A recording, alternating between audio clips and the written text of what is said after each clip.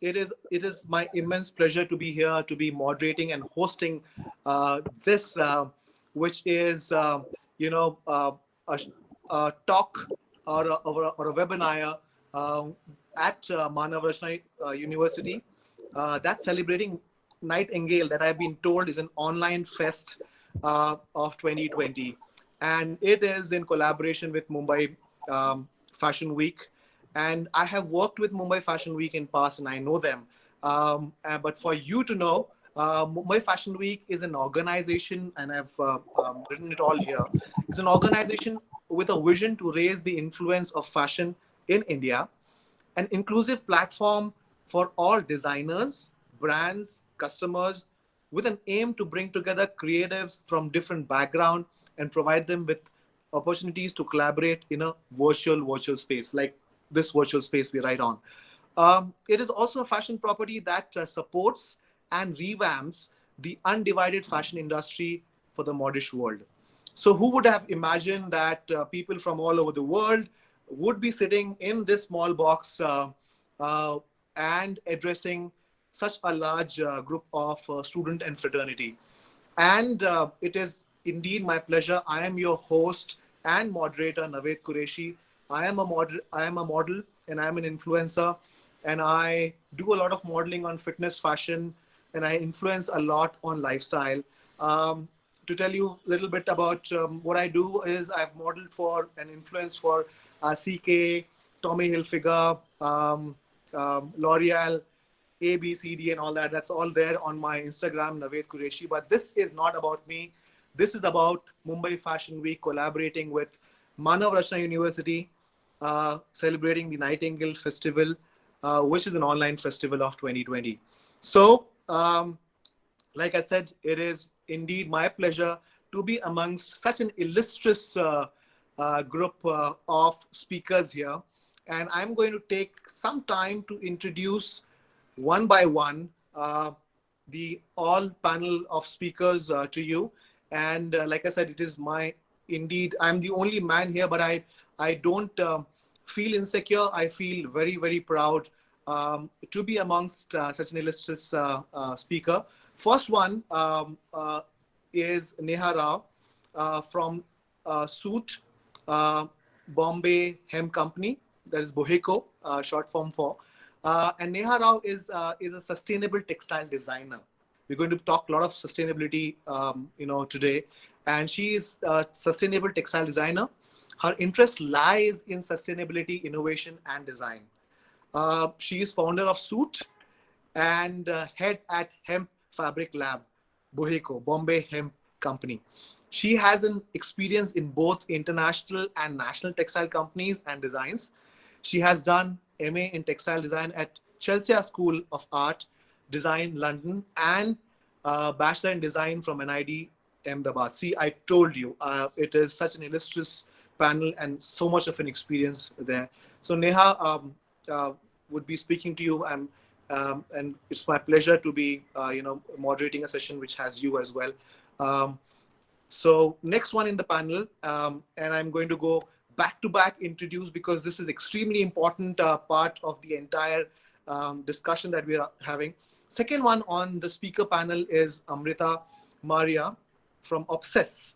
Amrita Maria is a business development lead at Obsess and is based in Italy, Europe. I told you all over the world, and I was not kidding.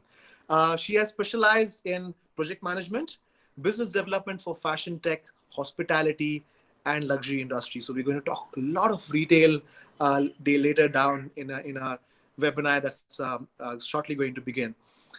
Who does not know Aliya Curmally? Fashion Revolution India is the founding partner of Fashion Revolution India and head of strategy. And in fact, I had worked on a campaign with Fashion Revolution on Who Made My Clothes, and wow, what a work! Fashion Revolution places people and planet before the moolah, the money. So it's going to be a lot of awesome discussion with Aliya, and she has a professional experience in feature film development, producing and sales of mainstream and niche content and market. Her skills are developing platforms, networks for organization and brand, and she also writes fiction, non-fiction project? I don't think so, Aliya. 1 hour would be enough to discuss with you, but we'll try and manage that. Uh, and the last one on the panel, but not the least, Saumya Govel, Mumbai Fashion Week, uh, man and the woman behind all this. She's the director of Fashion Week and has been accelerating tech startup globally. She has a background in advertising, which is very, very visible, and you will notice that. She is from Sir JJ Institute of Applied Art, Mumbai, and College of Art, Delhi. All right. So, whew, lot to talk about, and I would have covered at least 150 years of experience in that one breath. So, all of you, welcome to this webinar, and it is, like I said, it's going to be an amazing discussion on sustainability, retail, and a lot of other topics that we are shortly going to begin. And so, if the speaker panel are ready, and I am ready too. And um, for convenience and no disturbance, everyone's kept themselves on mute. And I wanted a sign from Neha if she's ready for her question. Yep, I am. All right. So Neha, Yeah. like you are a designer yourself, I mean, in sustainability and textile. So a quick question to you here is how has the approach of it's been 3-4 months now, we are under lockdown and COVID has affected us. So how has the approach of designers and brand changed since COVID, and could you elaborate on practices that are being implemented now, if there are change in those practices? Yes, definitely. First, thank you so much. I mean, for everyone to be here and listen to us. Just a couple of insights that I have realized over the period of 4 months is that brands have reevaluated their pace, their purpose, their fashion trends, and even their calendars. So, two sides to the story. One is the beautiful side, and one is the negative side. And I would like to put light on both. In terms of COVID, I think COVID has really taught us the hard way. Like it forced us to slow down, to and one of the biggest realization of the fashion industry is that they realize that they're not essential. People can live without you for 4 months and still survive. That's a big thing. And in the past as well, what has happened is more or less the industry would manufacture or overproduce, and their that culmination would be about 35 to 40%, which is quite Hmm. large. Hmm. And now that I feel that brands have started to produce based on demand. Now what happens when you produce based on demand is that you reduce your upfront cash requirement, which is now, of course, because we are in shortage. And another good thing that has happened is that a lot of brands are going seasonless. Fashion trends are out the window now. So, and Gucci has been a big example of it. Hmm.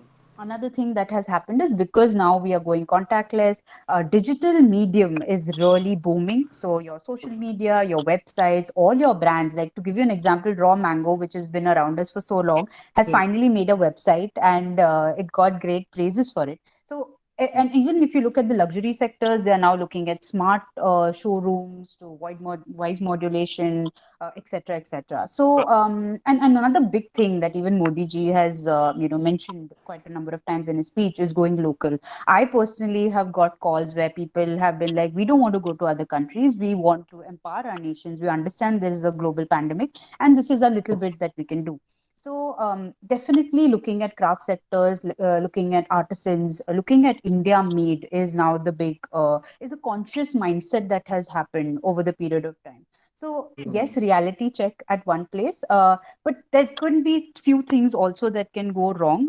I feel that I mean we're still opening up. We still can't predict 100% what the consumer behavior is going to be, but Hmm. there could be some cases that people go on impulse buying. That 4 months down, I have missed certain things and I need to go buy this. Exactly. And mind you, people don't buy. People are not buying because they're not buying because they have shortage of funds, not because they don't want to buy. So there's Hmm. a difference in that.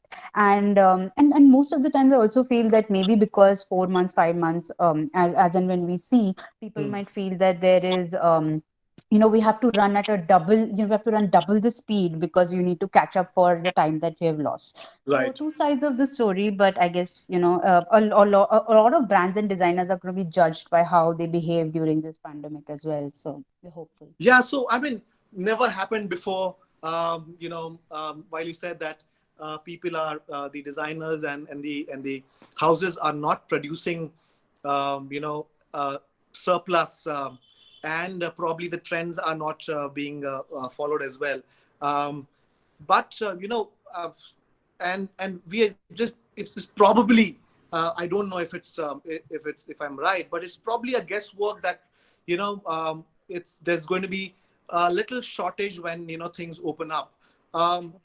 So this is what I kind of hear from you, Neha. So interesting takeout that I want to take move on from here and actually move on and ask Amrita on with all this thought and what Neha has just brought to the table. Um, Amrita, what do you think is the future of retail right now?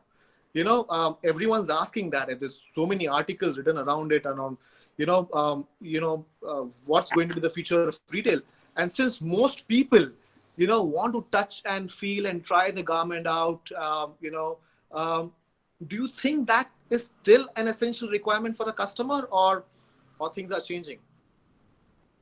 Yeah, hi. So firstly, thank you for having me. And yeah, this is a hot topic today. What's the future of shopping in general? Because retail is one aspect of shopping, but there's online, offline, and omni-channel strategies. So yeah, like all of us have spent so much time in the last months being online on different multiple devices. So where are we heading to after this, and what's the new normal? So yeah, like Neha was saying that some brands have been around for so long, but only recently they start to build their sites, which is Mm. interesting as a trend to see that you would consider in 21st century that everyone has a site to showcase, especially when you go beyond selling Colgate toothpaste, which is essential. So yeah, so currently we're looking into to answer your question on touch and feel, that's for sure because we humans end of the day and we do need that aspect of touch and feel. But having said that, that doesn't mean the retail is and the physical environment is the only environment where shopping has to happen. And of course, we've seen it that in the last months, 40% increase in e-commerce sales. And especially the younger generation today is every day they're spending time on social media, Snapchat, Instagram, and they're looking for experiences online.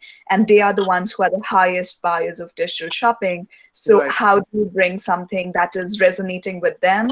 And if it's okay, I can just share my screen quickly and show you something that we're doing, and probably that could explain better since it's visual. Absolutely, it's amazing. I mean, digital experience has to be as immersive as possible. So yes. Yeah, exactly. So, I mean, if you think of the current online shopping, like everything pretty much looks like this. It's a white background with a grid of thumbnails.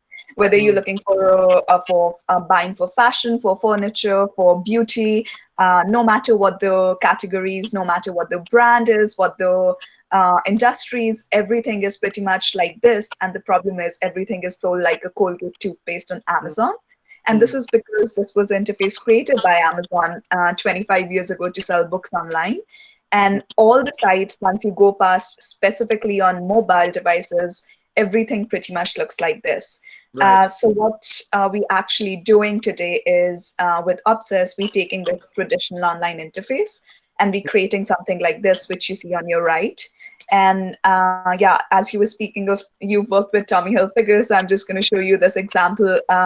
So this is Tommy Hilfiger pop-up in New York, and we photographed it and made it virtually live on their site. So you can really Wow. go around and see the products, tap on them, and yeah, like shop them, add them to cart, see the pricing, see the details. So it's really interactive, and yeah, like it's also that we can create these branded contents around the experience. Right. So yeah, like this collection was inspired by horoscopes. You can click on these elements and get your horoscope. So it's really interactive. So again, like going back to um, what's the future? Is it retail or is it digital? It's a mix of two.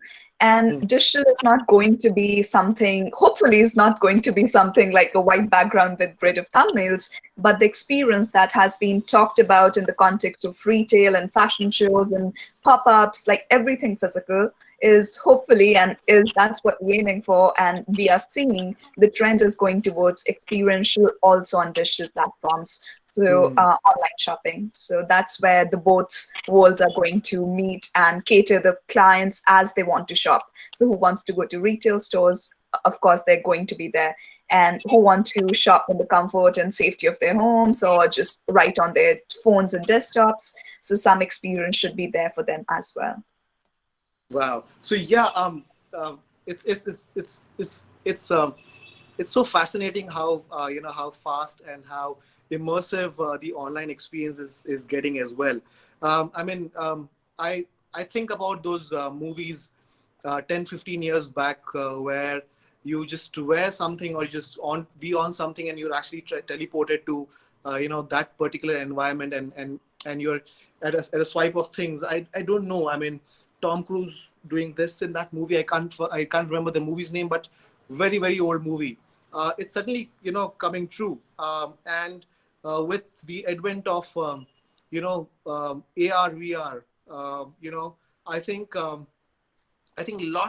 what we say touch and feel and seeing it and being immersive. What do you think, Amrita? What do you think? Does AR VR would play an important role in future of shopping experiences?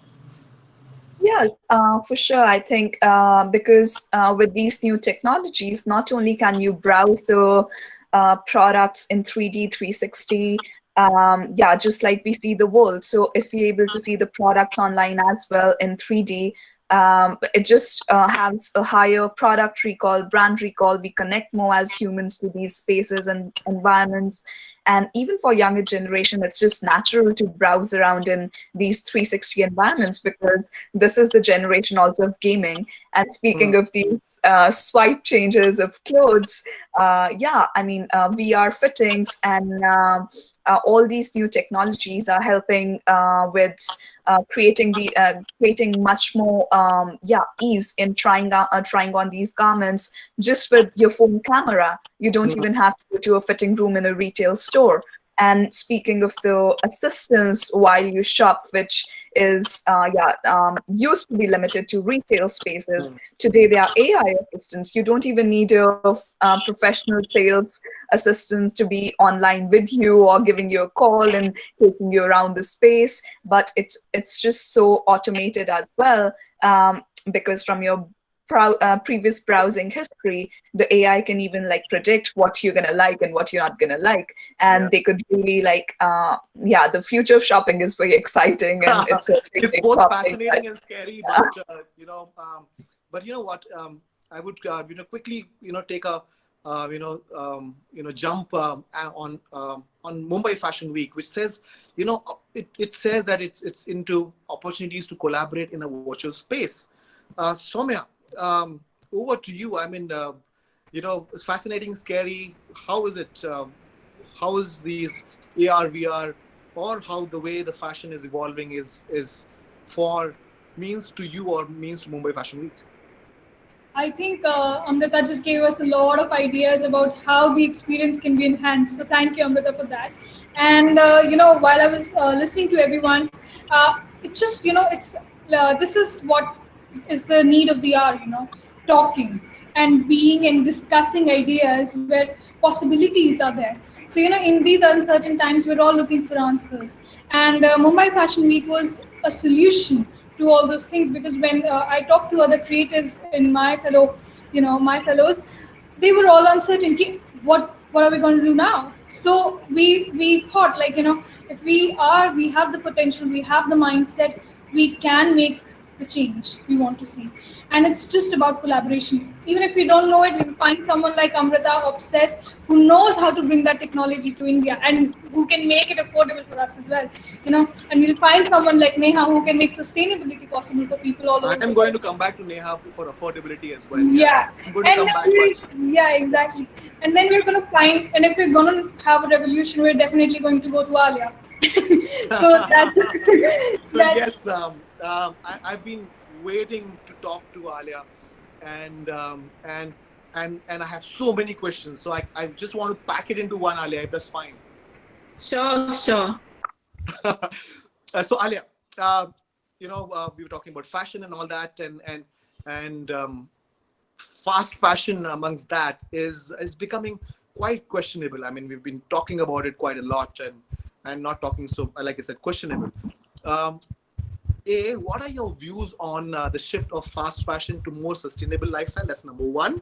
Um, I'm going to pack another question back to it as a follow up to it. Is saying that a middle class family with a budget would especially have trouble in making shift, to sustainable or maybe organic fabrics that are usually expensive. Will they be able to afford such garments? I'm assuming that obviously you're going to take sustainability side.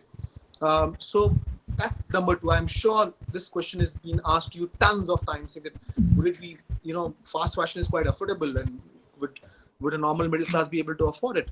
Uh, I'm packing the third question also along with it because I don't want to interrupt your chain of thought. Is that what are the changes that you have brought into your own wardrobe, and how do you apply sustainability in your daily life? So yes, on the spotlight. Okay. So to answer the question about fast fashion, so one of the largest fallouts about the global concept of fast fashion brands is the introduction of multiple product lines every year, which has automatically created this culture of chasing collections, chasing seasons, and which often leads to a lot of stock that's unsold, and then that leads to dumping of that stock, and that leads to a mismanagement of where that stock goes. And this is something that's a global phenomenon. It plays out differently in different countries. In India, because we have such an amazing culture of being naturally zero waste, because we are facing a lot of scarcity in our society in general, not just during the pandemic. So the things that are usable get used in our country for a large part. Right. But Jugaad, the way we call it. I mean, a lot of people call it jugaad, but I'm proud of what we do. I mean, it's just as simple as the culture of chindi cloth, and how something, a beautiful sari will be used for 25 years, but eventually it's going to be a duster. It gets passed down like the value chain of uses in the individual's house, right? So we have that natural understanding in our country, but a lot of parts of the world don't.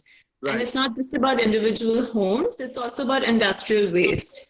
So people who are manufacturing products to sell on a large scale, which are made out of textiles, what do they do with that textile waste? So the whole concept of textile waste, fast fashion pushes it a lot, as well as everything that goes with, the business of consumption, greenhouse gases from, moving products, people running to and fro, plastic packaging.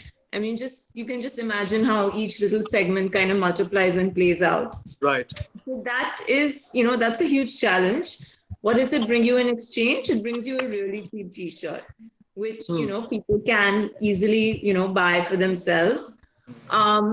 What is the answer to the fact that currently fast fashion is cheaper and more cost effective for people? Right. Well, there are a number of things which people are looking at. I would say one thing to consider is to try and figure out, why buy, especially when people are going through globally branded fast fashion chains, which somehow manage to make things cheaper than, Indian counterparts.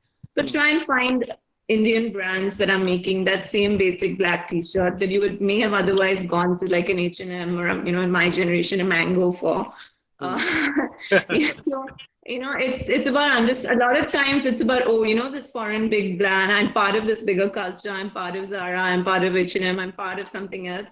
I mean, now's the time to really think about okay, what if I buy this plain black Indian t-shirt from Cotton World instead? Like, what does that really mean, So that's one sort of differentiation that people make in their heads.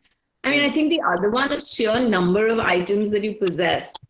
And, this gives me a neat transition to your third question, which is what have I done?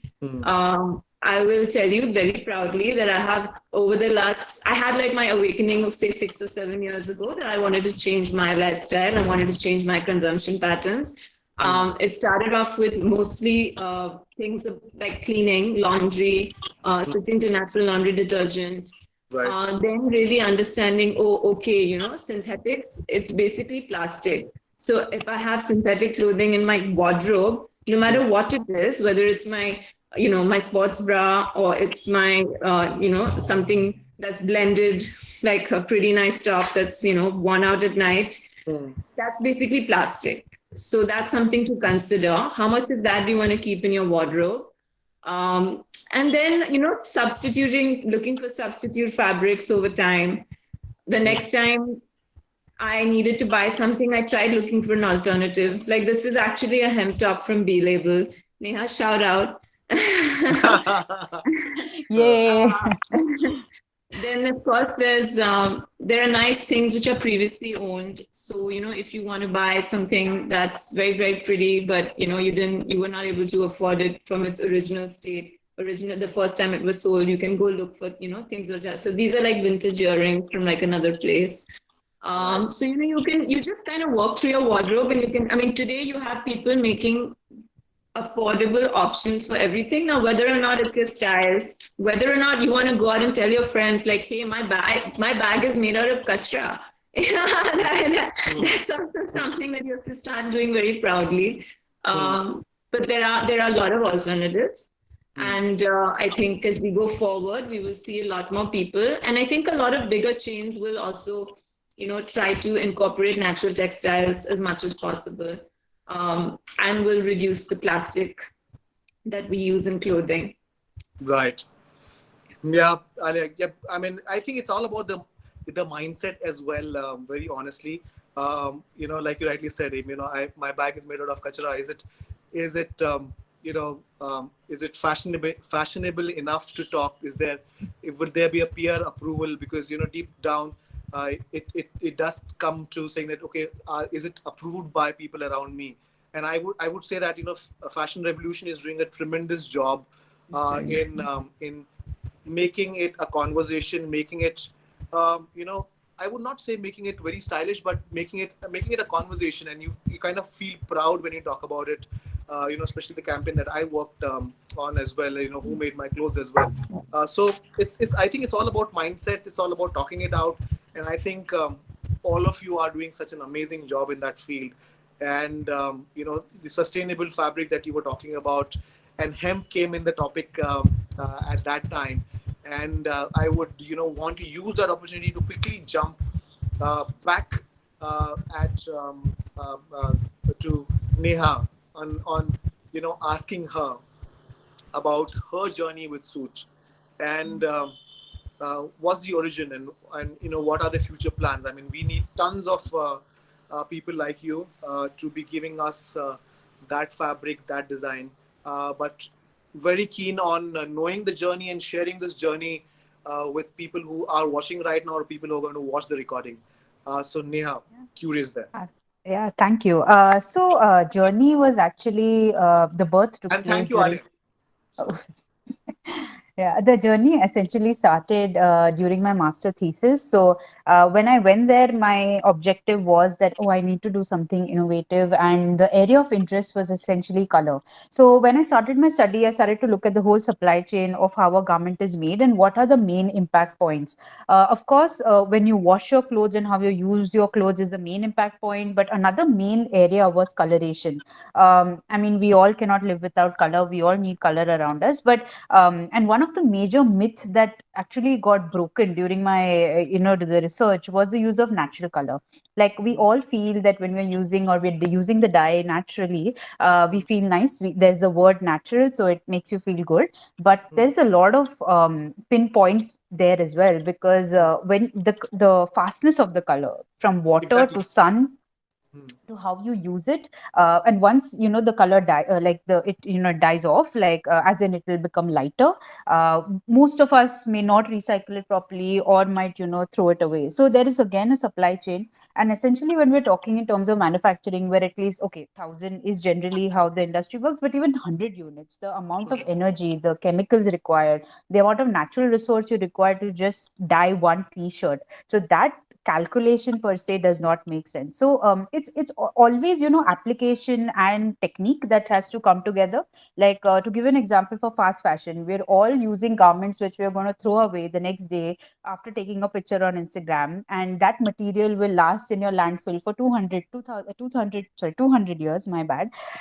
So that connection does not make sense. So coming back to suit, I started looking at waste resource. So what I do is I take waste from these huge industrial chimneys where biofuels, fossil fuels are burnt, and this is a chemical reaction. Like, anytime you burn something, there'll be a black carbon that's produced, That's and true. Yeah. believe it, yeah, like, you can't help it, like, it's there.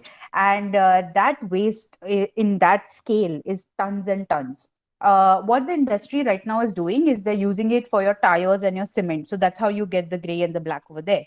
But Hmm. from the textile background, I said, hey, let's like explore it further. I started working with textiles first. So essentially, it's an innovative ink where you can screen print. The garment that I'm wearing today is also suit printed. So, and yes, like, I started with textiles, and now the journey is on paper, plastic, and future is definitely very collaborative. Like, I am a firm believer in that the two minds are better than one. So businesses reach out, we do projects together. If something new comes out of it, always there. So definitely collaboration and mediums is the future for me. Yeah. Wow. So what an amazing journey, Neha. And if I'm not wrong, and I've seen on the Suits page, your page as well, that textile industry is second largest polluting industry. Yes. Yeah, Yeah, definitely it is. It is after oil. and after oil, and you finding a solution from that, and giving us something as beautiful as suit, is hats off to you. And you rightly said there's a lot of need of collaboration across various industries, probably, and probably various platforms. And that brings me, Neha, I want to ask question to Amrita. The next, when the collaboration and the platform is in question right now, and Saumya brought this up a little earlier, saying that, what, there's still, there's little affordability question, when it comes to technology, and how, Amrita, in your opinion, can we make technology affordable to small businesses in India? Amrita? Yeah. So there are a couple of things here. One is that the terminology itself is subjective, affordability. Yeah, again, I'm just going to share my screen so I can just show you something and talk you through it. So it's just easier. Yeah. So in this case, you're seeing a space that does not exist in real life. So imagine like the kind of, speaking of affordability, the budget that we allocate for production of campaigns or for taking a whole cast to go to these exotic locations.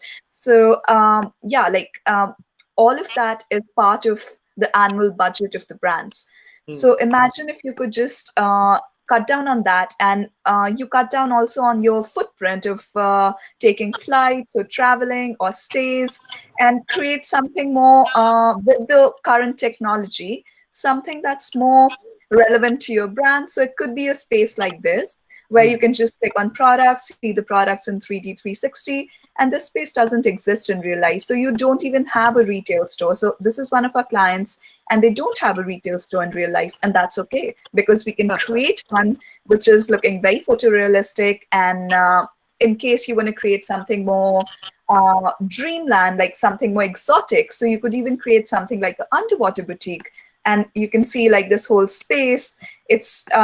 It's all like cutting down on your other budgets, and you can click on these products, they're connected to your social media. So it's all the part of omni-channel strategy end of the day. So that's like also coming back to like how you use that budget and where you use it to make your annual like the annual budget that you allocate to different things, how you could make the best of it, whether it is by adopting new technologies or by using the same ways, and then questioning how to inculcate these new other technologies. So in this case, like we showcasing a travel collection in a private jet. And of course, we didn't go to some exotic mountains or to a private jet to shoot this. We 3D rendered it. So not only your carbon footprint comes down, Also, your cost of these flying to these spaces and exotic locations comes down. And yeah, like all to create all these experiences, all we need is like 2D flat images that the brands already have for their existing e-commerce. So there's no extra effort that they have to do to build these experiences. And yeah, like again, the retail space does not even have to look like a typical four-walled room. It could even look something as contextual as yeah, like the category that you're showcasing to the customers. So in this case, it's travel collection. So why does it have to be in a room? It could be in a more contextual space like a private jet or a yoga studio. So if you are showcasing fitness clothes, so why do they have to be like in a typical store? It could be in something like this, a more creative, visual, and contextual location. So that's like one of the piece of affordability as we are working towards and communicating as well to the people we talk to in the industry. And apart from that, yeah, like in the long run, we also want to make a self-serve platform where smaller brands and younger designers can just take the pieces of our technology and personalize it to their own collections and use it. Because the idea for us is to make e-commerce and online shopping fun and exciting, and add a layer of experiential to the standard grid like database, which you keep scrolling up and down like infinitely. So this is our mission. So that's why like we also working, this is in a pipeline to work for a self-serve platform where yeah, like we do get requests from a lot of young designers and smaller brands who might not have the budget at the moment to adopt this kind of tech for showcasing their products. But by making a self-serve platform, they'll have these templates that they can use and personalize to create environments where they can showcase their collections in a more creative and visual manner. Very nice. So nice. I mean, wow. I mean, so Obsess has, you know, solutions, you know, that can be picked and, you know, and put in, you know, a solution that is probably wanted by a small business or even a student who want to do, you know, something, you know, and probably they can get in touch with Obsess or you and try and figure out what are the best solution. And like you rightly said, that you know, the affordability is very subjective. While I didn't like the part where you said that the travel would be stopped, the models will stop going to international location, and I would not be able to go. But that's subjective as well, because you know, then probably I would do more jobs and probably be able to go on my own holiday. But like so like the solutions can be picked up, and such brilliant solutions where somebody's not even owning a retail space but has an online retail space. So everything is here. You know, a small business or a business of sustainability like Suit, and the technology solutions that Obsess offers. And Amrita, you are there, and there's philosophy of sustainability that's already there. And I would want to hear a little bit more, you know, from Aliya on that. You know, there's a right mix of people who are sitting right here who could probably collaborate with each other, and there would be an amazing fashion and retail space that would come out. And this is such a well thought through, you know, expert of speakers and panel, you know, where everything is in this one small screen that collaborates together and makes such a big impact. So, you know, coming to the philosophy and the thought, I want to come back to Aliya and ask her, in, you know, what strategy should a fashion house keep in mind while maintaining, you know, the philosophy, sustainability, and the monetary aspects post pandemic. You know, it's kind of changed a little post pandemic. How business strategies will shift from the way it was before COVID and post COVID. Do you you know? I'm sure you have a little idea there, which you can enlighten us as well, Aliya. Yeah, I guess, yeah. I mean, we've been speaking to a lot of folks to try and figure out how people are changing. We've been doing a lot of online discussions as well to see what is the shift in business practices in the fashion industry because of COVID. Hmm. And I mean, it's like what Neha said at the beginning of the panel.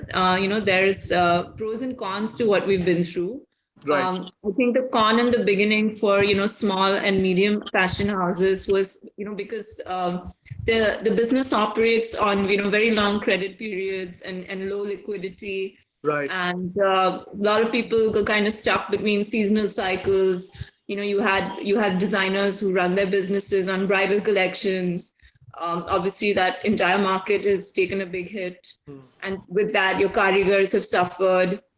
You have in our work, we also talk to people who do work in the handloom sector.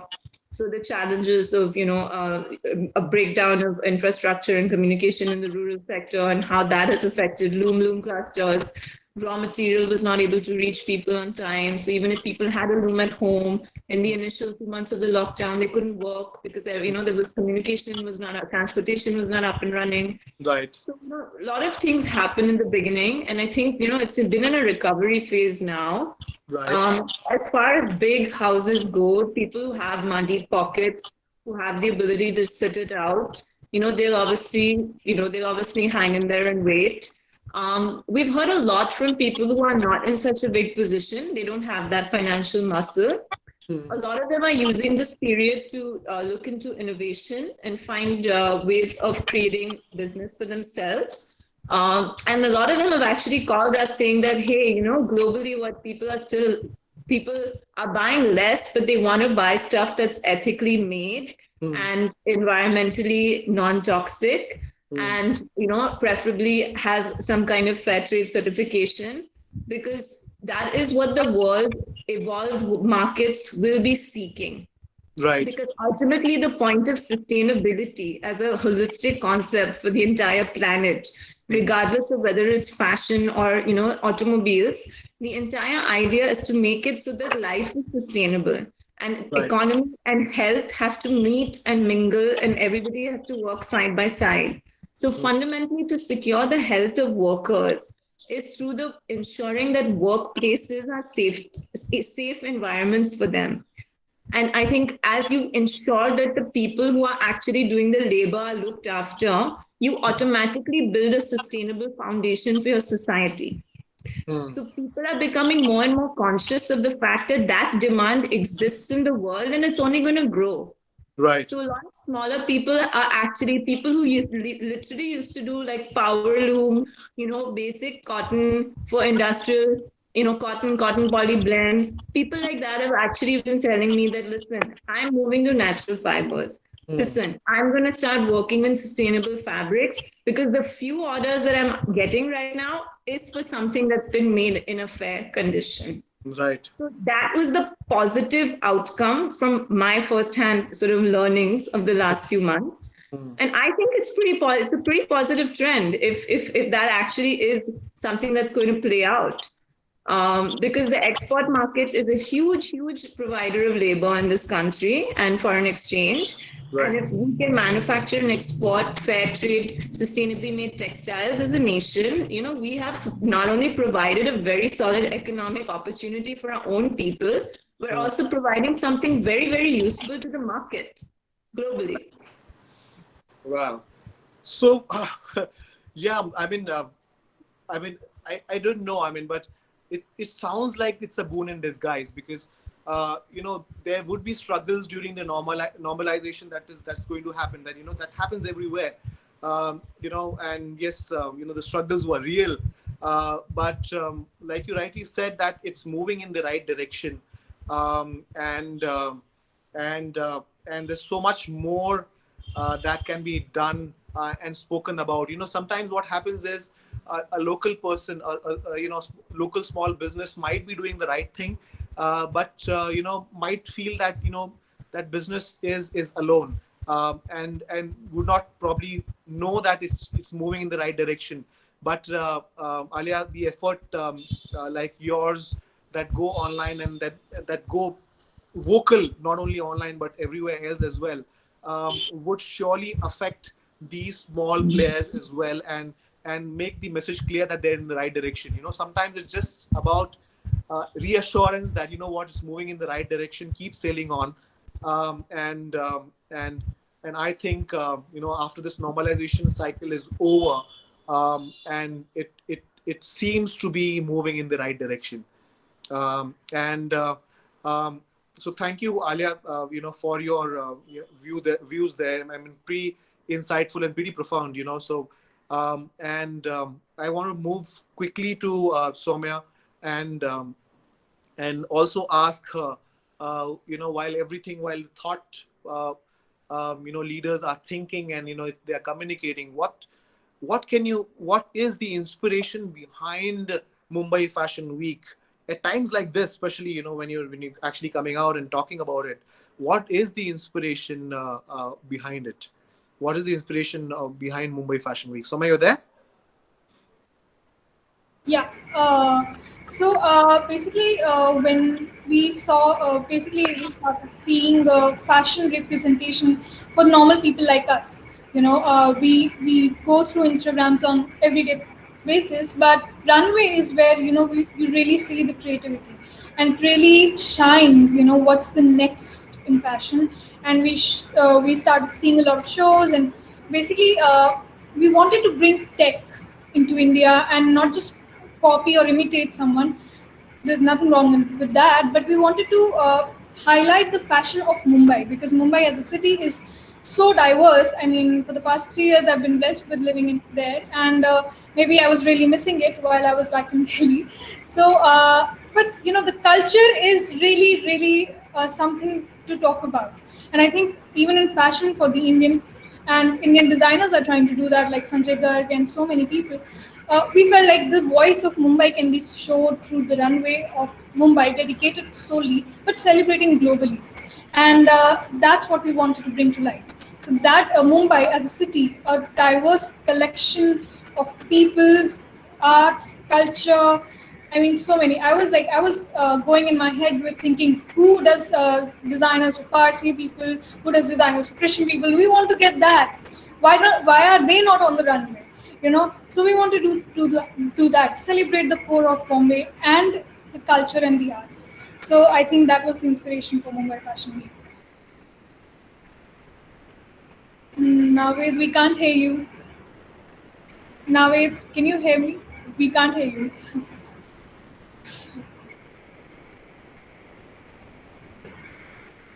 No, no.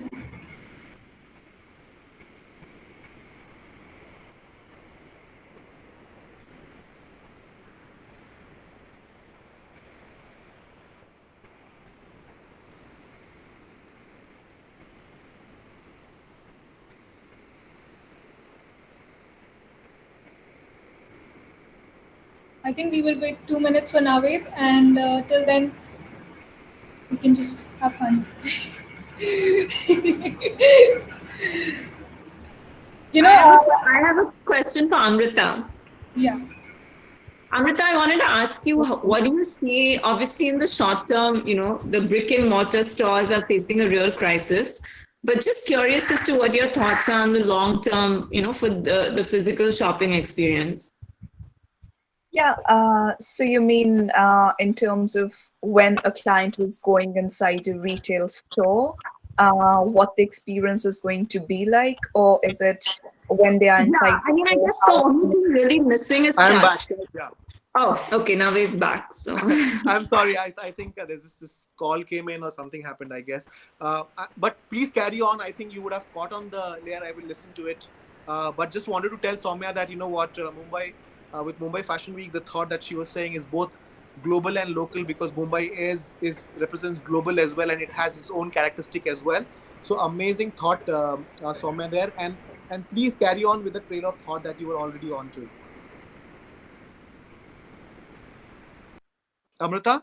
Yeah, so no, I was just discussing with Aliya about the retail experience. So what currently we're seeing is we get a lot of inquiries about how can we make the retail store shoppable online? So it's not creating something and something new, something that does not exist, but just taking that physical space, which many brands invest in a lot in their VM, in the layout, in the real estate itself, in prime locations. So how can I make it shoppable online for someone who's, let's say, the store is in Mumbai, but someone wants to shop it sitting in Delhi. So how can someone sitting there be able to access this store? So that's been a question. And what we're doing currently is also making these retail stores shoppable online. So basically, just photographing them and adding the layer of e-commerce on top of them. So this is a Dior store in Champs-Élysées in Paris, and we photographed I see. it. And this was in February, and of course it was just the right timing because after that the store was closed for all a couple of weeks and months. So people could just go here and shop the store online when the store was closed. So the same goes for the use case of also, if today I'm not in Paris and I want to shop this collection, which is specifically in this store, how can I do that? So it's possible now by taking these retail stores online. And second, that not only are we replicating the physical store that exists in this particular city or location, we also able to add in assets like these texts, so the customer can read about the collection, about the brand history. They can click on the videos. So these are like the elements that do not exist in the actual physical store. But now, when we make the replica in a virtual version, they can even interact much more with the product. So now they can see the product campaign, a specific video about that particular perfume in this case. So it really becomes more interactive. So I think Truly. that's also the future, where when someone enters the store, they can scan a QR code and be redirected to the virtual version of the same store. So they can actually just jump directly to the sections that they are there to shop and navigate that with the actual sales assistants within the actual store. So it's like a Wow. mix of physical and digital reality. Wow. So I That mean, answers I the think question. these things are already in place, but now they get more and more prominence with the shift in the way the buying is happening. And quickly want to ask Neha that, Neha, do you have a physical store? So we have for suit. I don't. I absolutely work on order basis. So there Right. is no stock. Consumer is absolutely a center. We ask them questions. We design the product based on their needs. So yes, only orders. Yeah. Yeah. So maybe you can have a virtual Yeah. store for suit, and I'm Amrita gonna has given DM the solution Amrita. right here. And but you know what? I want to talk. I was pretty intrigued with hemp as a sustainable, fabric, and fabric compared to like cotton and silk. It's I've heard a lot about it. Unfortunately, I don't own one. I'm going to order from you. Uh, but it holds pretty well. It is breathable. Um, but I believe it's slightly a higher price point. What can you make it accessible to the masses? And if you want to do that, are you doing it? For my question is, and if you would want to do it, how would you do it? So yes, absolutely. With hemp, the aim is that masses adopt it, but it is a journey. What has happened over the period of time is that firstly, hemp has this notion of it being a drug. So we're breaking myths. We're trying to educate the public. Yes, hemp is about 2 to 3 times more expensive than cotton. But let me hit you a scenario where imagine a world there was no cotton. 70% of a market is now obsessed or like working with cotton, but if Hmm. cotton didn't exist, like there would be substitute. If I would say hemp, the price point would be competitive. Right now, the issues that are happening are that yes, there is legalization, there is Economy of scale. restriction. Hmm.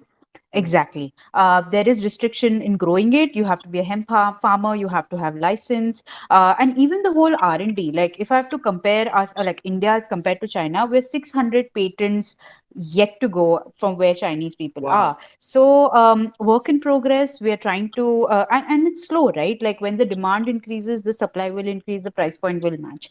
But yes, like we're slowly trying that every quarter by quarter. We with a competitive pricing comes a little more closer. The margins, yeah, meet somewhere. But yeah. All right. So this is a journey, and like I said, like we were speaking to Aliya earlier as well, that it's a normalization and everyone will have to go through, maybe adopt it, and then probably when it comes in cycle, slowly and steadily it starts getting affordable. But people who can afford it should buy, Definitely. affordable, should buy a sustainable fabric like hemp, and so the cycle would move ahead and probably will hit And that just sustainability point. And Like, just to add to it, sorry, just trying to interrupt. Just to add, like I think COVID has also made us realize to invest in pieces that last longer, that have a better shelf life. So right. yes, like hemp is an investment piece. The more you wash, the softer it'll get. It'll last you like good Oh, number nice. of Yeah, so time. it's actually a So, worth two shirt or a three shirt where mhm. you're, you obviously you want to use your clothes. You're discussing again the discussion with Aliya, where you want to not, throw away the garments and help the planet in a way. So hemp Absolutely. also, substitutes for probably two to three shirts or garment that you wear. So ultimately, it actually is affordable if you look at from that point Yep. of view, Yep. right? Yep. Absolutely. So yes, we've kind of been talking for 1 hour. Felt like that we have been talking just for 2-3 minutes because topics are so interesting, and ultimately the collaborator Mumbai Fashion Week, who's brought us all together here for for Manav Rachna University celebrating their festival, online festival, that is of 2020, called Nightingale. I would want to ask this last question to Soumya, saying that you've just begun, and what are your future plans for Mumbai Fashion Week, and where do you see the company taking off in maybe 2 to 5 years if you survive this COVID? Soumya, you there? Sorry, Think I forgot to Yeah, unmute. yeah, yeah. yeah. So yeah, I think it's all possibilities now thanks to technologies being so accessible, and yeah, so we want to basically our aim is to make runway accessible to everyone because we are an inclusive fashion week. We don't see anything beyond that you're a human, and you can buy. And so that's what we want to do. We want to be runway accessible to not just aspirant buyers and drooling over their TVs. We want people to buy no matter where they are from. So we want to highlight designers, empower them through e-commerce platforms, collaborating with companies, and give ways to social message things that are relevant today because we are going into a future which is definitely a better one, more cleaner one, more healthier one, and definitely more effective. Then we also feel like I know we've just begun, but we feel like the way to empower people is to also support them financially and provide solutions and a platform where they can reach globally. So, and that the only way is to collaborate with people like Manav Rachna, students, people like Aliya, Neha, you, models who have given us power and supported us. Amrita definitely for the brains, and it's such an inclusive platform that we for the past 3-4 months we've grown so much and we've learned so much from our mistakes that we just don't want to stop, and the potential list is endless. So I really want to thank Shruti ma'am, who has from Manav Rachna, Naved, Suhas, all our team at Mumbai Fashion Week. You guys are really the Hi. You guys are really the brilliant people who I don't know how they came up with the vision, but we knew how to execute it. So thank you so much, everyone. And really, it really means me a lot to. It Soumya, doesn't it feel really like means a a lot to all of us as well, that such a thought, such a collaborator, such a platform that you are creating. I can assure you that there's a support from model fraternity that you would get, modern influencer fraternity. There is technology sitting right here. There's a designer and a retailer sitting right here. There's a thought leader in terms of sustainability sitting right here. There are students watching us who are the future of the industry. It's all here, and the thoughts have begun. Thank you, all of you, Neha, Amrita, Aliya, Saumya, and Shruti, from Manav Rachna University, and the student council member who are diligently managing this show online as well as offline here with us, and who are going to later on edit this show and make it available online to many others who are going to be affected by the thought, amazing thought that has come out of this panel today. So I'm signing off. This is Naved Qureshi, your moderator and a host. Thank you so much, all.